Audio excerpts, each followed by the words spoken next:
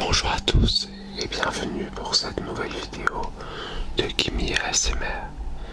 Aujourd'hui nous allons voir la programmation d'objets avec le langage Python et nous allons évidemment voir cette notion de programmation d'objets à travers quelques exemples.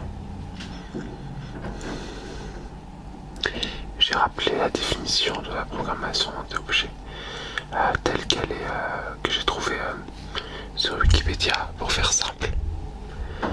Donc il s'agit de représenter un concept en quelque sorte comme on le représenterait dans le monde réel. Donc on appelle ça un objet, mais en l'occurrence ça peut aussi bien désigner une personne.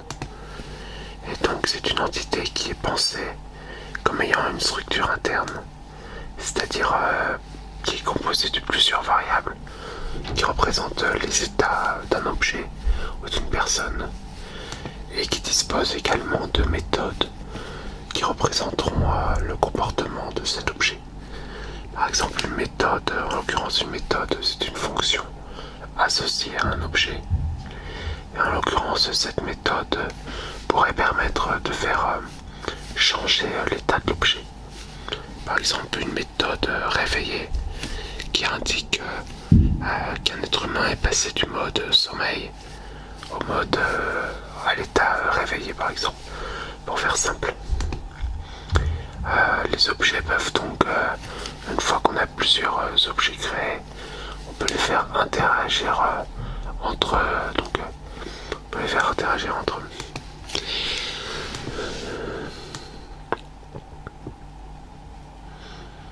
Dès lors, l'étape de modélisation revêt une importance majeure et nécessaire pour la BO. C'est elle qui permet de transcrire les éléments du réel sous forme virtuelle. Bon, nous allons voir un exemple simple de programmation d'objets à travers les données que nous pouvons voir ci haut.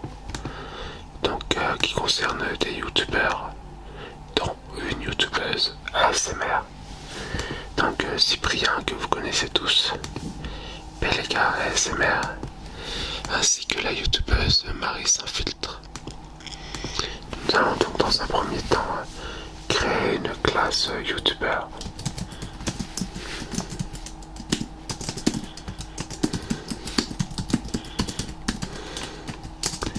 Alors pourquoi j'ai mis object entre parenthèses?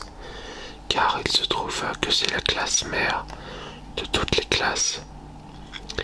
Dès qu'une classe n'est pas héritée d'une autre classe, elle hérite automatiquement de la classe object. Ça vaut pour le langage Python, bien sûr. Ensuite, une fois que nous avons déclaré notre classe, comme nous venons de le faire, nous devons nous devons donner à la classe un constructeur qui sera utilisé pour initialiser une instance.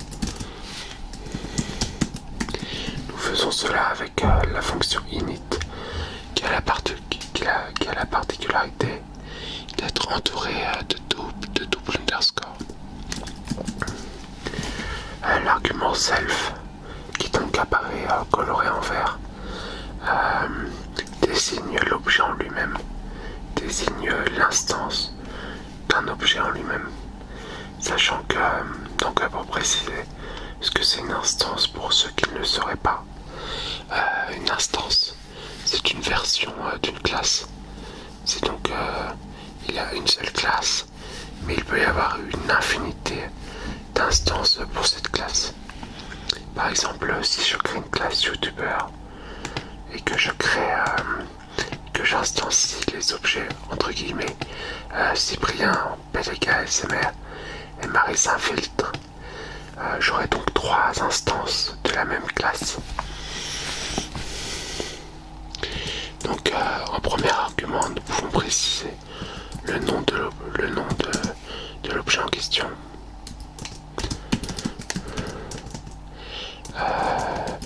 Le sexe, le nombre d'abonnés,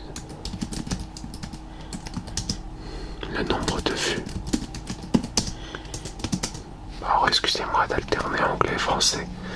J'avoue que je ne suis pas forcément très logique sur ce point-là.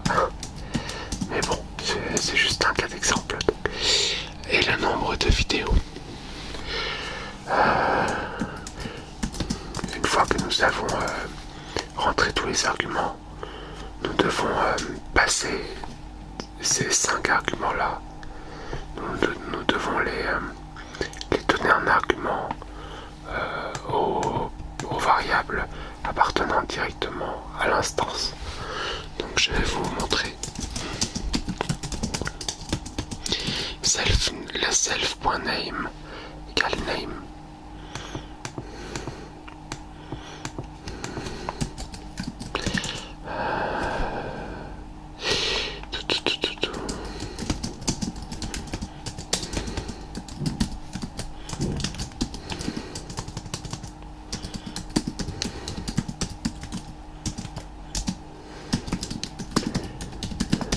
Et je fais ça pour les 5 objets, pour les 5 variables ouais, 5 variables des objets, je veux dire.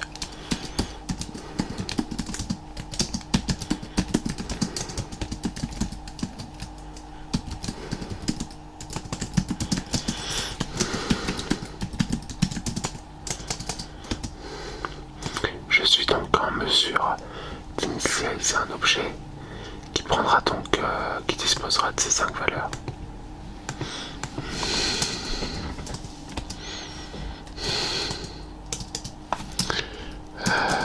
Par exemple, si je fais Cyprien, donc c'est la variable Cyprien.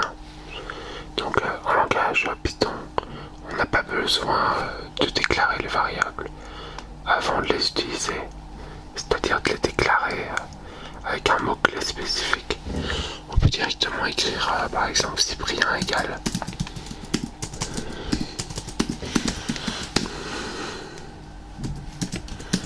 Donc la première variable c'est un string, donc qui correspond à la variable name. Ensuite à nouveau un string pour h pour homme. Donc le nombre d'abonnés c'est celui-là, 13 millions. Donc là c'est un integer que je dois donc coller.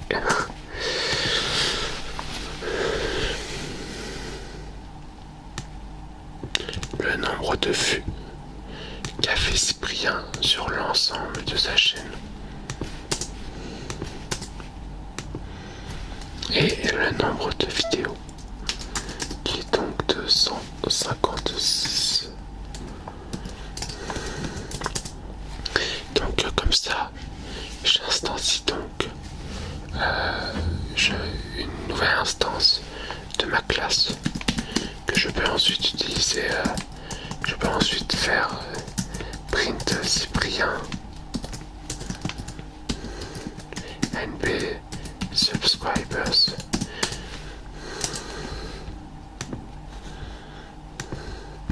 Je peux compiler ça pour voir le résultat, ce que je veux obtenir. Python ASMR.py. Oui, oups. Ça c'est à cause du paragraphe importé de Wikipédia. Bon.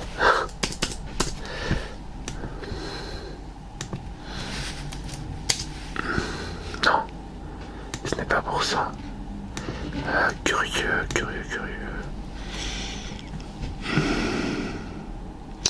De quoi peut-il bien s'agir?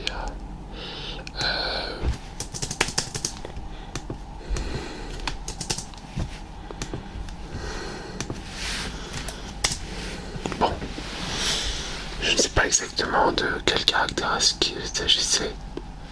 Peut-être... non, je sais pas, j'ai un petit doute. Voilà. Et donc, j'affiche bien la variable NB, nombre d'abonnés, associée à la classe, à l'instance de classe Cyprien. Ensuite, pour interagir avec cette classe, je peux décider de rajouter des méthodes à cette classe. Par exemple, je peux créer une méthode def description qui va toujours prendre l'argument self. Je n'ai besoin que de l'argument self en l'occurrence.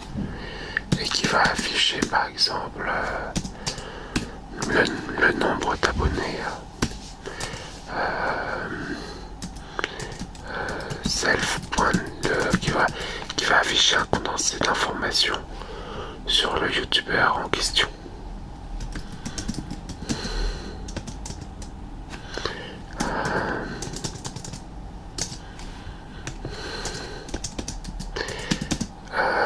Donc on peut rajouter une condition if dans cette description, c'est-à-dire if self.sex égale h print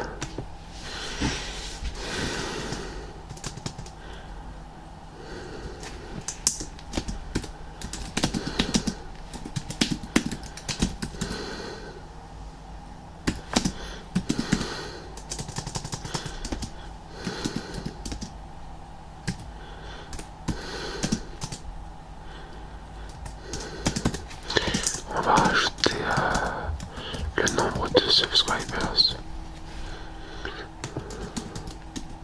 Donc pour ne pas avoir d'erreur, il faut convertir la variable subscribers en string.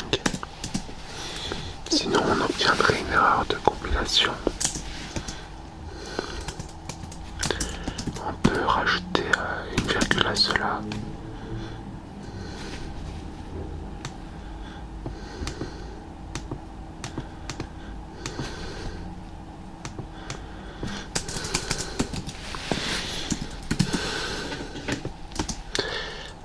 Donc le nombre de vidéos.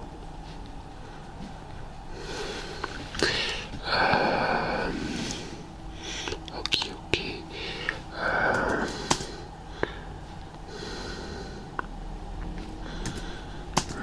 Donc le nombre de...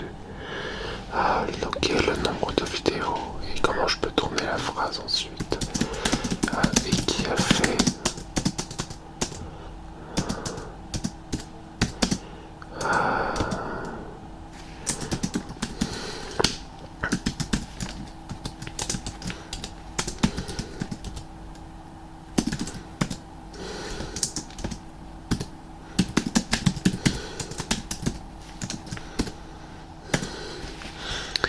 donc là ça me semble correct.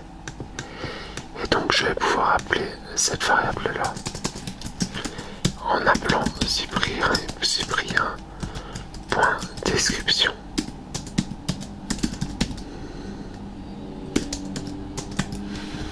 Donc alors je vais coder else elif self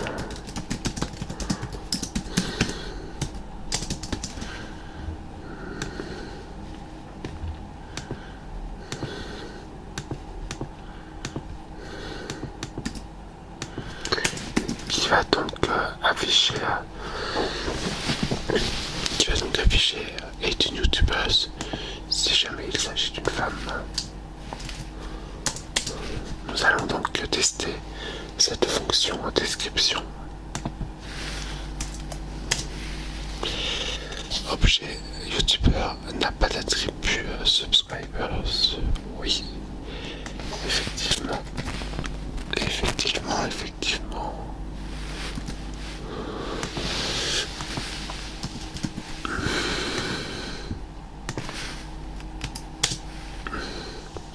Bon, je vais quand même essayer de... Voilà.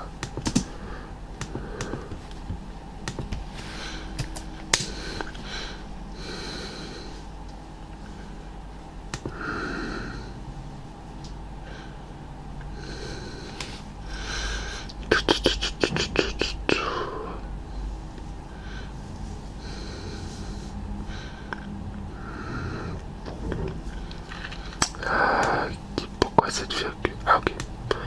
Ouais, j'ai oublié quelques mots là.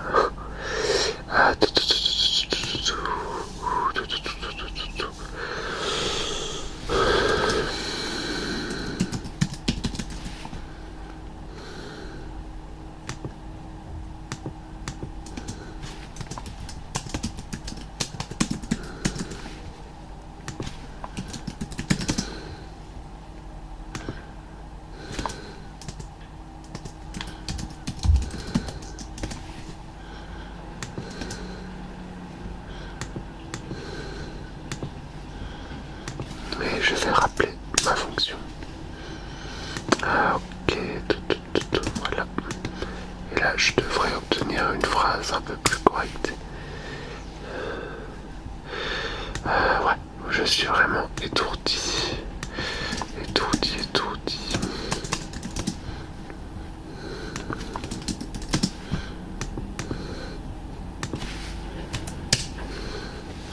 Donc Cyprien est un youtubeur qui a 39 680 abonnés, 156 vidéos et qui a fait 2 milliards 192 millions 773 929 vues au total. Nous avons donc une méthode description qui est directement reliée à l'objet, à la classe youtubeur. Nous allons voir maintenant une autre notion très importante de la programmation d'objets. Il s'agit de l'héritage. Nous venons de créer une classe youtubeur, mais supposons que nous souhaitions créer une classe dédiée aux youtubeurs ASMR. Nous pouvons donc créer un nouvel objet, une nouvelle classe, ASMR youtubeur. Et cette classe va donc pouvoir être héritée de la classe youtubeur.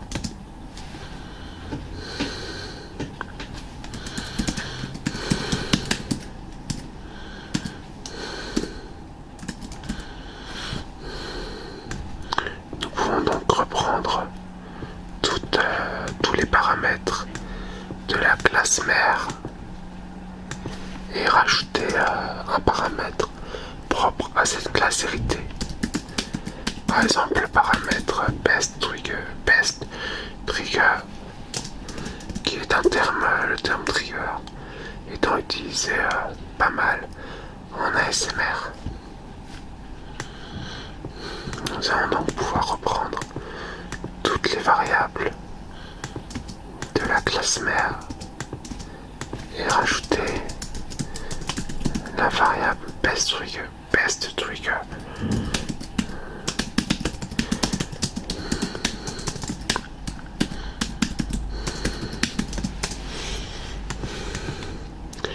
L'intérêt de l'héritage, c'est que la classe héritée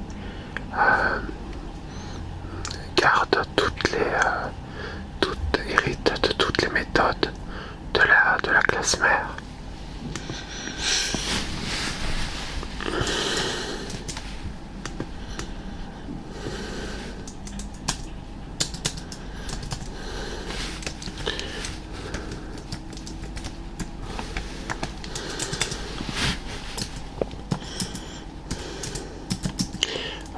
Nous allons donc créer une nouvelle classe, une nouvelle instance de classe que l'on va appeler Pelaga ASMR. Je me rends compte que tout à l'heure j'ai supprimé ce que j'avais écrit au début de la vidéo. Donc je vais essayer de m'en rappeler à peu près.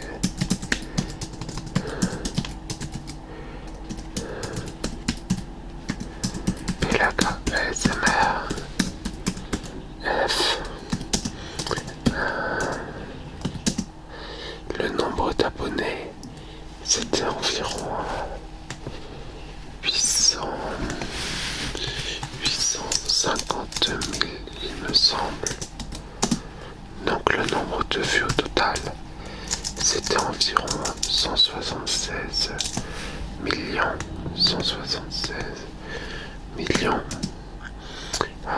Pour un total de 126 vidéos. Sur un total de 126 vidéos. Et je vais rajouter pour best trigger le trigger whispering.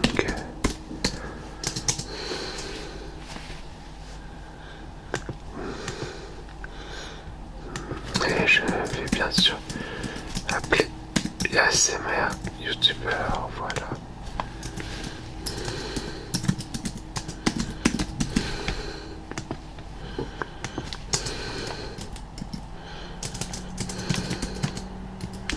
Pelaga ASMR. Description.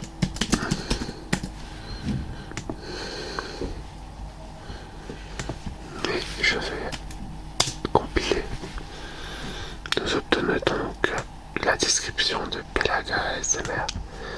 Donc, est une youtubeuse qui a 850 000 abonnés, 126 vidéos et qui a fait 176 000 vues, 176 millions de vues au total. Ok, nous avons donc vérifié le fait que la classe fille hérite de la classe mère, puisque nous avons directement utilisé la classe description. Nous pouvons également, comment dire, il y a des paramètres qui ne sont pas précisés dans cette classe description et nous pouvons implémenter la propre méthode, une autre version de description directement dans la classe fille. Et donc ça, c'est ce que l'on appelle la surcharge. Nous allons nous inspirer, reprendre la classe description de la classe mère et nous allons rajouter des paramètres des paramètres ou des bouts de texte propres à notre classe, propre à notre classe fille, je veux dire.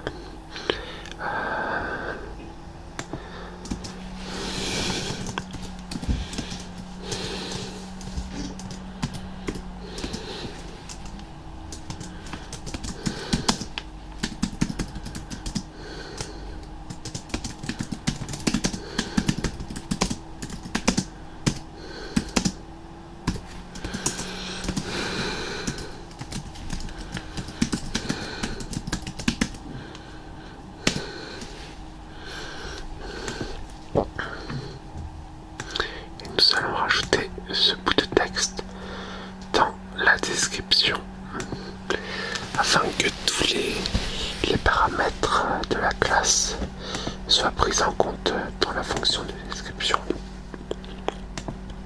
Nous allons recompiler et réexécuter, sachant qu'en Python la compilation et l'exécution se font au même moment vu que c'est un langage interprété.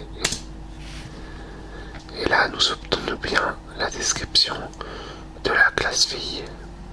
Donc, Pelaga ASMR est une youtubeuse ASMR, c'est un peu redondant pour le coup, qui a 850 000 abonnés, 126 vidéos, qui a fait 176 millions de vues au total. Son meilleur trigger est le whispering. Donc, nous avons surchargé la méthode de description dans la classe mère et dans la classe fille.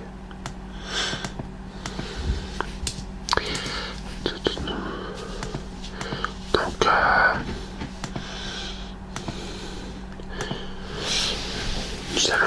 nous allons écrire une dernière méthode rapidement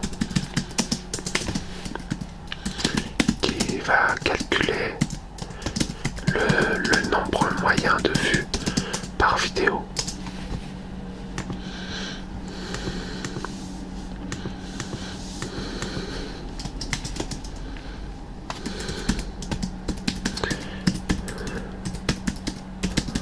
Donc get average view.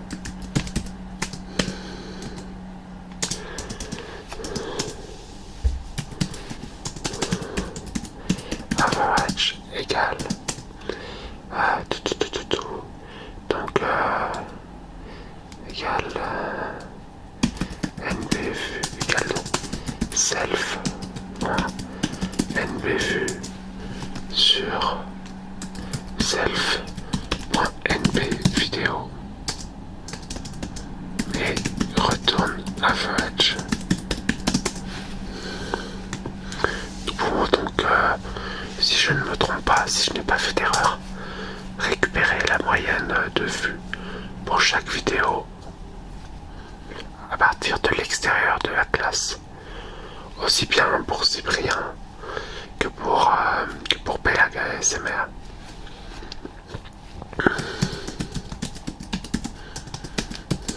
Donc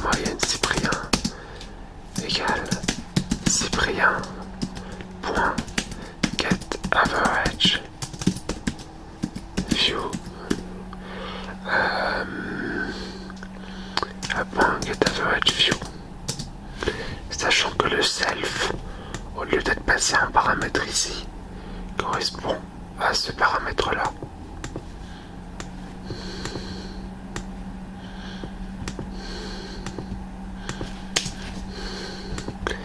Et nous allons faire la même chose pour Pelaga ASMR.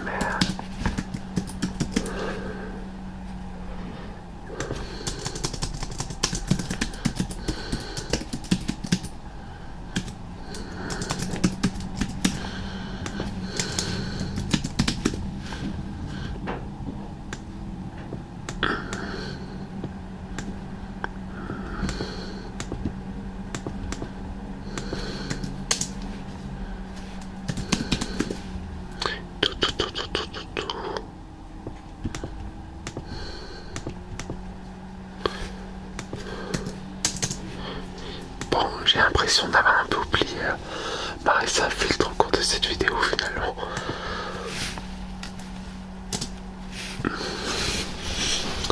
Nous obtenons donc la moyenne de vues pour chaque vidéo.